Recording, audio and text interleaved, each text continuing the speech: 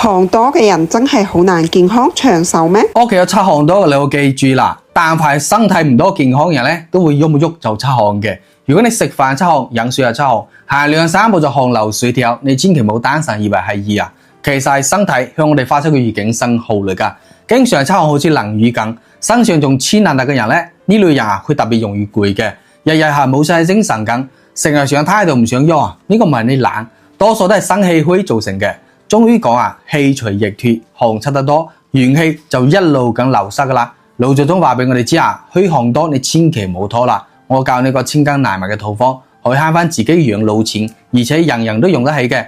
刷到視頻嘅朋友你真係有福啦！我見大家練個小紅心，送上咗小紅花，唔係為我啊，係為你自己以後健康平安啊！呢個方法簡單方便又實用，以後你出幾多汗都唔使驚嘅。攞黃芪、茯苓、浮小麥、麥冬、紅棗一齊煲水飲，亦都可以泡水飲嘅。呢個就係著名嘅黃芪五味茶啦。堅持飲得一段時間咧，幫你止汗一身輕，元氣滿滿，周身都有力嘅。關鍵係呢啲材料，你千祈唔好揀到流嘢或者質素差嘅，唔係嘅話咧，飲幾多都嘥氣啊。咁如果你唔知你點揀啊，又嫌搭配材料麻煩嘅，喺視頻左下角度有搭配好嘅成品噶啦，你帶翻去啊，用滾水沖5分鐘你就可以飲噶啦，好方便噶。有需要嘅朋友趁依家抵買，快啲帶翻去試下啦。